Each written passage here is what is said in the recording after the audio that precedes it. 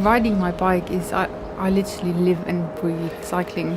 It's such an essential part of my day-to-day life. I couldn't do without it. Riding to me is like freedom. It just so refocuses your senses. It just gives you this kind of mental space as well from the day-to-day stresses and things that go on around you.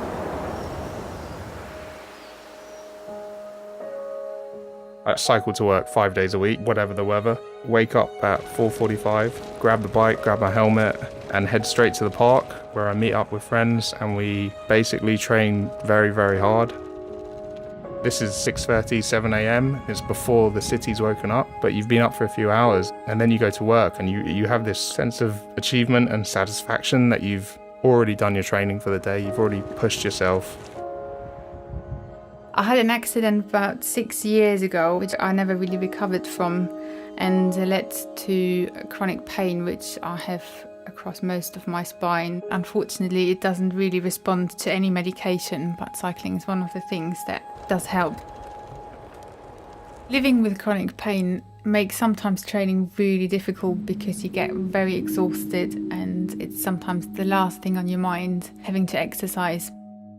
Sometimes it's important for me as well, especially when my pain is quite bad, to have someone else out there training with me, just to give me that motivation to be able to do it.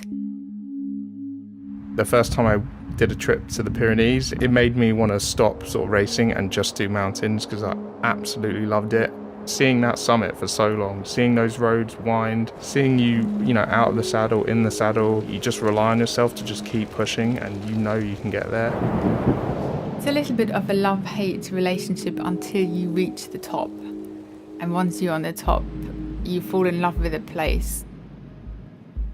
I like the challenge of pushing myself beyond the boundaries that I feel I could achieve. But I do like the thrill of achieving something that you haven't achieved before or doing something in a better time. And especially climbing big mountains, there's certainly a lot of thrill.